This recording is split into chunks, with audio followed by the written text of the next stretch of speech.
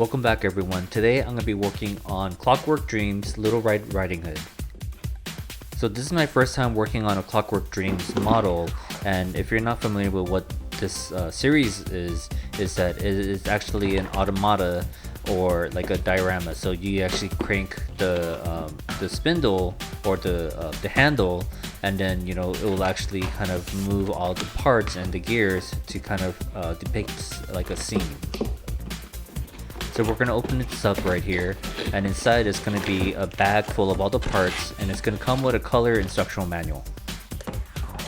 The pieces feel like kind of almost in between like an MDF board and a paper news board, and so it is not as dense as I thought it would be. It is pretty sturdy, but as you'll see later on, I make a mistake which kind of cost me the rest of the model, because it ended up being a kind of annoying model to do, but that was purely my fault for messing up a part early on in the build. But one of the thing about the instructional manuals that I was kind of frustrated with was actually that if you see, it is an actual color instructional manual, but the thing is, it has a blue background, and then they put all these text with a thin like yellow line and text, and it's kind of hard to read, and they don't actually do a good job of calling out certain points that are kind of like a key part where they want you to focus on. They do kind of give you a yellow circle, but it's really hard to see because of the blue background. It is actually not as visible as I thought it would be. So as I was mentioning, because of the material of this build, the one thing that I had a problem with was that it is actually really sturdy, and it can take a lot of damage in a sense, and when you're squeezing things through and things don't snap, but it is actually weak against torque. So there's a part where I accidentally thought that the part was a rotating piece, and I started rotating it. I didn't put a lot of pressure in, and the piece just snapped off. And part of it has to just do with that the connection point is a really thin piece of the wood, but because of that, it was able to just rip off really easily. And for the rest of the model build, I kind of suffered through it because that part kept either getting beaten up or it started falling apart.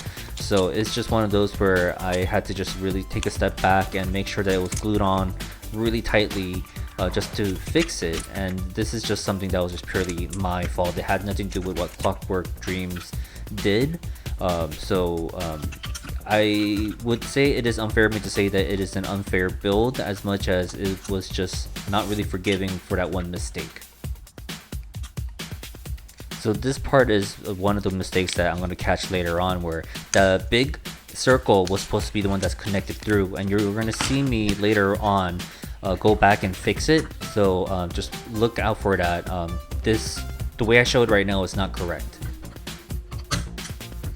I have to say that the layout and the parts were actually really well designed, because there were no parts that had to squeeze in too hard. They all fit in really nice and snug, and it wasn't loose, it wasn't too tight where I actually had to kind of get sandpaper and kind of sand down certain parts. All the parts fit very nicely as long as you follow the directions properly, and that's kind of where the instructional manual kind of falls apart. That there are certain parts where I kind of wish that they put more attention to, or maybe use a different color, just to really call out, please pay attention to this part of the build, which they did not do. So throughout the build, I like testing the gears just to make sure that all the parts are moving properly, and so if I do make a mistake, I can actually catch the mistake early on and fix it. And so this is kind of where I caught some of my mistakes and fixed it as I was working through this, is that sometimes suddenly the crank will not kind of rotate as easily, and then I try to figure out where it's getting caught on or where it's getting conflicted. And so it really helps to just have a practice to do that. So this is the part that I made the mistake, where I thought it was a rotating piece, so I wanted to test out how it rotates, when I realized that I put in the wrong part. Or actually, it wasn't that I put on the wrong part, but it was not a part that was supposed to be rotating. So I did not actually put a lot of pressure in, and as you can see, it just kind of snapped off. And you're gonna see me do this a few times where I have to glue it back on, because as I was building it, it would kind of fall off. So I started off with tacky glue, but in the end I ended up using like super glue, or I actually like using Instacure, because it's actually very quick, especially if I use the Instaset spray to kind of just have it harden really quickly. And this is kind of where I have to say I was really impressed with the Clockwork Dreams model, because it is a part that's very essential for moving the gear and moving kind of the diorama above. I thought that even with it glued on, it will easily tear off as I was cranking it, and there's some parts that might get snug, but once it dried properly, I was able to move all the parts, and nothing got caught, and it rotated very smoothly, so my worries were kind of unjust in that sense, just because at the end of the day, even with me gluing on this piece that broke off, it still worked very well.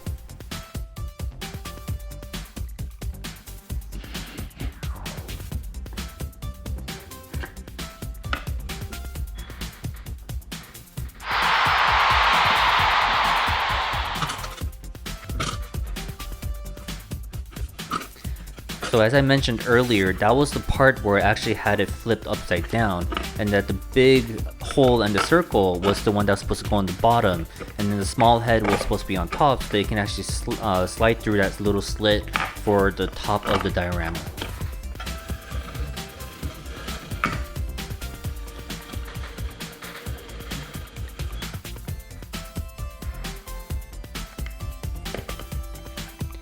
So for the most part, even with the unclear directions, just because it's not that it wasn't unclear, but it was really hard to kind of read just because of the yellow text on the blue background, and especially because the text in the line marks were very thin. But I did want to start talking about this area because you're going to see eventually in this video. There's one part that I could not figure out, and it took me an hour to finally figure out after looking at the manual multiple times and trying to just move the crank to see where it's getting caught. But there is this one piece that kind of connects to the wolf's backside that it's supposed to actually connect through the chair, but the diagram was not that clear about where you're supposed to put it through, and I'll explain this a little bit later. But this is one part where I wish the manual was very clear on, and I wanted to be very clear about what the mistake was as I get close to this part of the video. So when we start working on putting you saw that kind of rod piece sticking out past the diorama base, and that's going to connect actually to the back of the chair and to the rod that you see sticking out of the wolf's back head. And so the way that it's supposed to work is that the piece is supposed to fit in between this kind of little nudge or like tab that sticks out on the chair. You're supposed to put it through, then you're supposed to put another piece in to wedge it in so it stays in place.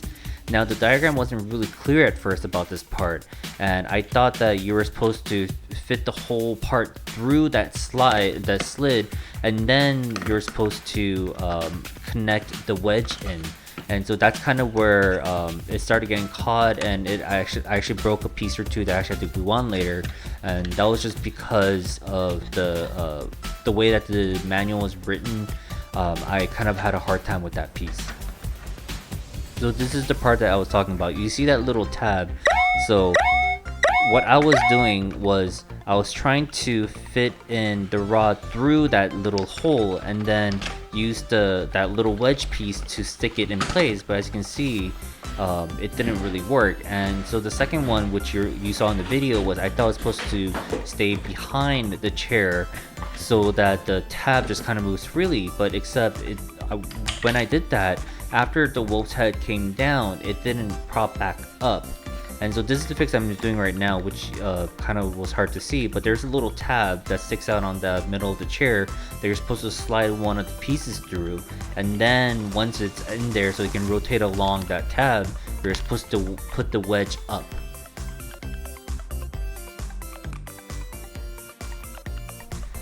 After the two mistakes that I've made, which was on the wolf's back rod that was supposed to connect, and also the breaking off the handle piece by accident. Actually not the handle piece, but it was actually the diorama rod piece that was sticking out past the base. Other than that, the rest of the build was very simple and it was pretty straightforward.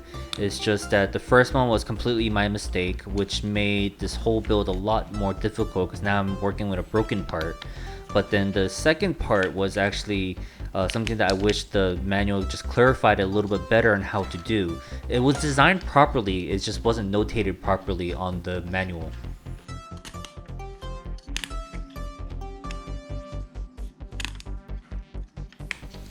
So as we're finishing up Little Red Riding Hood and then we put everything together, you're gonna see how the automata works and like how these parts move.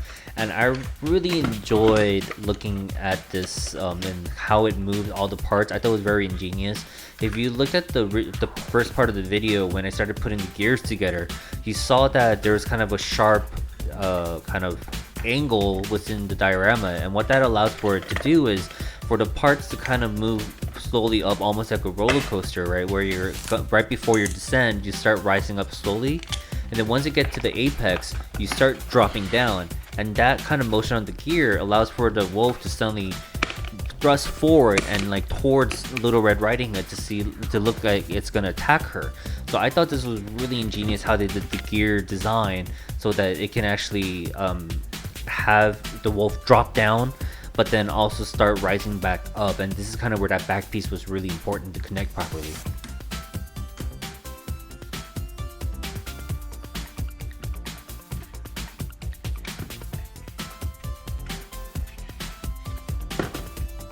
So I thought I could speed up the process by working on both the left arm and the right arm at the same time, but it ended up being that I had to kind of hold on one side and then trying to put it in and then put the other side in. So it actually would have been easier if I just worked on one arm and then the other arm instead of trying to do this kind of dual hand action, which ended up not really saving me time.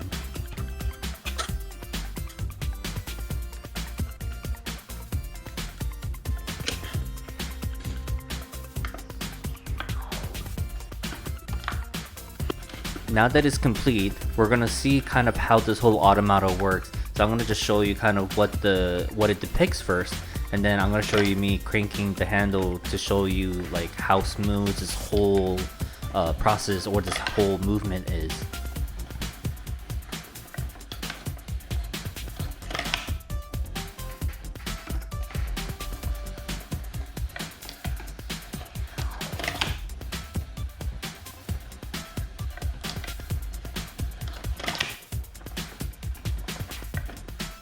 So at the end, there were these two extra pieces that kind of I thought looked sad because it looked like it was frowning. And then when you look at the actual manual, it's going to show you that these are two additional pieces that you can add on if you want to actually attach it to a motor. So this is actually a gear cover and a motor gear that can attach to the motor, and then you can actually have it automated, and instead of having to do a hand crank, it will just move automatically.